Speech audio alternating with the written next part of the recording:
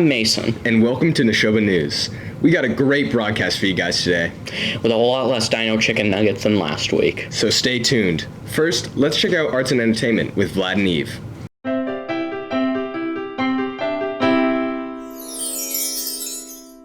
The Pep Band is holding its 9th annual Nashoba Band Day at the homecoming football game on Friday, October 13th. This event is where all the 7th and 8th grades band students from across the district come and play with our Pep Band. Nashoba's concert choir will be singing our national anthem this event. On Tuesday, October 24th, the instrumental ensembles will hold our annual fall concert. This concert will feature our 2 jazz bands and our concert band. The show begins at 7 p.m. in the auditorium, and admission is $5. On Sunday, October 29th at 3 p.m., Nashoba Symphonic Band will open its 2023 to 2024 season with a program entitled Viva la France in the auditorium. The concert is free to all. For more information, keep an eye out for the weekly newsletter or check out the choir room for more updates. Here's a quick sample of what you might see at those concerts.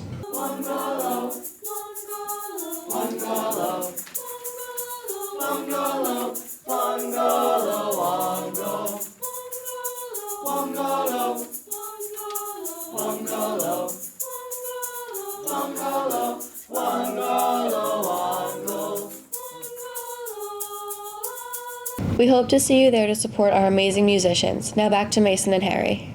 Thanks, Vlad and Eve. Are you going to any of the shows, Harry? I'll have to see what I have on my schedule. Gotta make sure I make it to the book fair, October 21st. What about you? I will absolutely be there for the concerts. The registration portal for the next spring APs have opened. Students should check their school email for the instructions and links necessary to complete their registration. The deadline is October 31st. Any registration received after that date has a $25 per test late fee. Any registrations received after November 14th has an additional $40 late fee per test. Now on to everyone's favorite segment of the broadcast. Question of the week.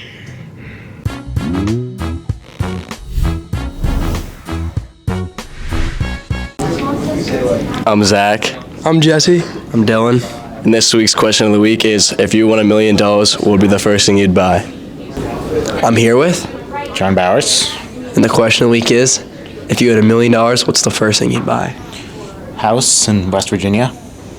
It's a classy answer. We love that, John. Thank you. Who am I here with? Doc Murphy. And the question of the week is, if you had $1 million, what would be the first thing you'd buy? I'm not sure. I think I'd probably pay off my kids' loans, put a little money away for them for their house because nobody can live anymore in Massachusetts. And the rest I'd probably give away to the Xavier House at St. John's or to a person I know at St. George's who takes care of housing for immigrants because that's too much money for me to keep around. Nothing but class, this guy. No, wait. And buy a bigger locker room for the hockey team. Hi, I'm here with. Haley Paraskivi. The question of the week this week is, if you had $1 million, what would be the first thing you'd buy? I would buy a drink from McDonald's. I will buy my new car and my new phone and the tickets for Lil Wayne and the concerts. That's a great answer. I'm here with the one and only. Zach Yaron, Cam Reed, Gordon McLean. And the question of the week is, if you had $1 million, what's the first thing you'd buy? I would probably say a new house. Where? Probably California. I can mess with that. I would buy a house as well. Where? Here. Here? Why? Because it's close to home. Love that. I'd invest it all and turn it into $1 billion. How? Stock market. How? Stocks. Love that. Who am I here with? Johnny Dixon. Leo Ambrose. And this week's question of the week is, if you won $1 million, what would be the first thing that you'd buy? A yacht. Why? Because it would be cool to have. Dude, I would buy a zoo low-key, because then you get more money, and you get all the animals, and I feel like that'd be sick. I don't know. What animal would you buy? Dude, I'd buy all the animals. What would be your favorite one? My favorite one, probably the penguin. Why? Because they're small. Sounds good, thank you. I'm here with Luke. Kayla. And the question of the week is, if you had $1 million, what's the first thing you'd buy? I'm buying a house on a lake. Which lake? Any lake. A yacht. Okay, respectable answers. Yeah. Love that. Yeah. I'm here with. Sydney. The question of the week is, if you had $1 million, what would be the first thing you'd buy? I would probably buy a house. Where? Anywhere. Anywhere? It's a good answer. Thank you. Who am I here with? Robert. And this week's question of the week is, if you won $1 million, what would be the first thing that you buy? I'd probably buy a tiger. Why? I like Kung Fu Panda. I'm here with. Kat Davis. And the question of the week is, if you had $1 million, what's the first thing you'd buy? I would buy an amusement park. That's a good answer, but where are we thinking now? Definitely North Carolina. Okay, we love that. Love that. All right, who am I here with? Chad. Calories. If you had $1 million, what would be the first thing you'd buy? Probably some new Crocs. A porta potty or something. I don't know. That's it for question of the week. Now back to Mason and Harry. If I had $1 million, I'd probably buy some really cool stuff, like cars, and maybe even a house. I'd buy one of those elusive PS5s since Spider-Man 2 is coming out soon. Ah, that's a good one, Mason. Speaking of good things, I hear we got some good new segments lined up, huh? That's right. Let's go to Record Review with Paxton. Hi, I'm Paxton, and this is Record Reviews. Today we will be discussing the second studio album by American rock band Title Fight, called Floral Green. It was released September 18, 2012 under Side 1 Dummy Records, and it falls into the genre of alternative and indie rock. Although there are influences of pop-punk, post-rock, hardcore, and other similar alternative genres, we'll just call it alternative rock for now. But let's get into the album. The first song I want to talk about is Leaf, which honestly is just a good song with like a really cool guitar riff. It's high-pitched, bendy, and catchy, and it's just a nice riff. Immediately after Leaf, there comes Like a Ritual, which is also just catchy. It's a energetic, bop your head type of song with some interesting lyrics, like around the idea of people who like murder the silence like a ritual, if you want it to be quiet, you know. But moving on, the first real like strong song and like single of the album is Secret Society. And it's like a angsty, chugging guitar. It's a fight song, sort of, that's just memorable and rhythmic. To add to it, the lyrics adds like a sentiment to the song. I mean, it starts with like a one-liner, like, made promises I can't keep, or like in the chorus when he's like, I'll be you and you be me. It's just like really like catchy sort of stuff, lyrics that just stick in your head. And then right after that comes Head in the Ceiling Fan, probably one of Title Fight's most popular songs. It just starts with a slow and reverb riff that seems to like loop throughout the whole track. And at the beginning it like looms and builds tension, and for like an upcoming explosion essentially. It breaks into distortion, there's shouted lyrics, they come slow and echoed in the background, giving a more like melodic and atmospheric layer to the song.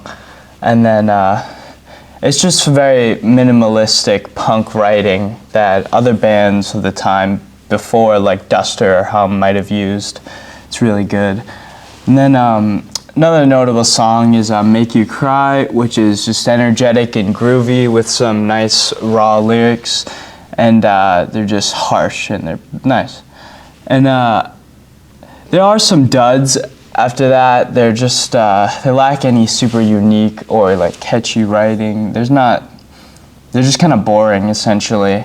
But then the last two tracks are more mellow, calm, relaxed. They're pretty good. It's Lefty and In Between. They add a nice ending to the album that's just a little more toned down than the beginning.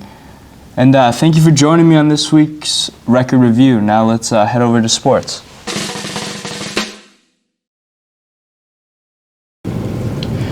Thanks, guys. Let's get into the busy week with sports. The field hockey team participated in the Making Strides Against Breast Cancer Walk in Boston last Sunday. They raised over $900 to help fund groundbreaking research and life-saving programs. Kieran Bailey and Casey Witkowski were awarded third place for their enthusiasm and hype. Field hockey additionally held their pink night on October 4th against Leominster and came out with a big win. Congrats, girls. Both the girls and boys cross-country teams won their meet against North Middlesex last Tuesday. This concluded their season and the girls finished undefeated. The boys and girls soccer teams continue their winning streak. Both teams played Shepherd Hill on Tuesday and came out with a 5-0 victory. The teams also played North Middlesex Thursday, and the girls held an 8-3 win, and the boys battled it out for a 2-1 win. Volleyball hosted 3 games last week, and on October 6th they held their Pink Night to raise money for breast cancer. Last week was Officials Appreciation Week. We encourage all student athletes, coaches, and most importantly fans to treat these individuals with the utmost respect. Without officials, we cannot have fair competition. Now over to Cam and Zach for Drip or Skip.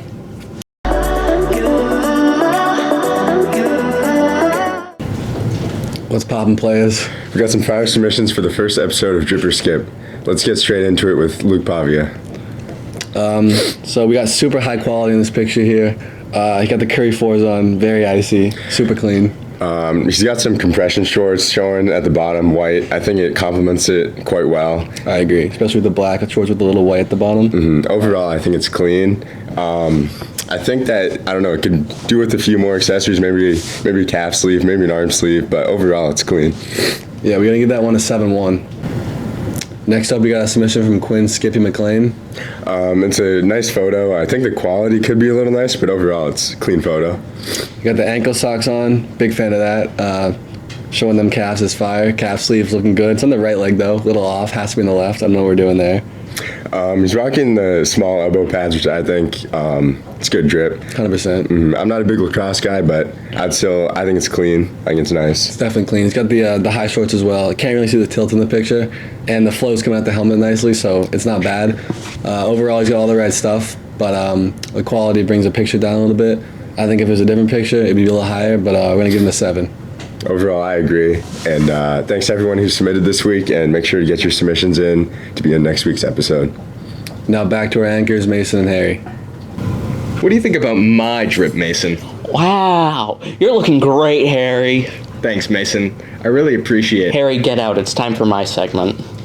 Okay.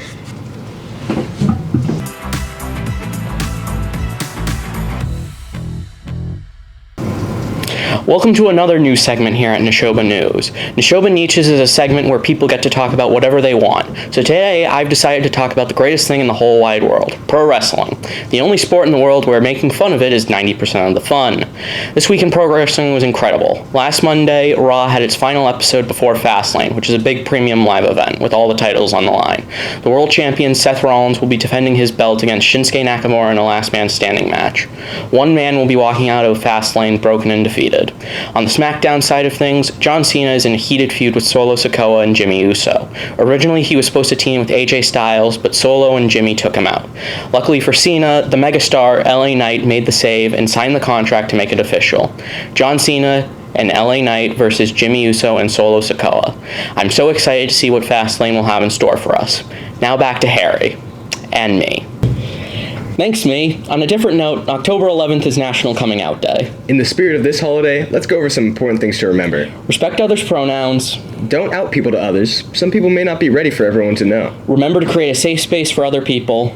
Also, it's okay to ask questions, but ask respectful questions. Don't pry. You can always do your own research. We thank you for watching this episode of Nashoba News. Roll Pack! Mason, why aren't you doing it? I'm not doing it again!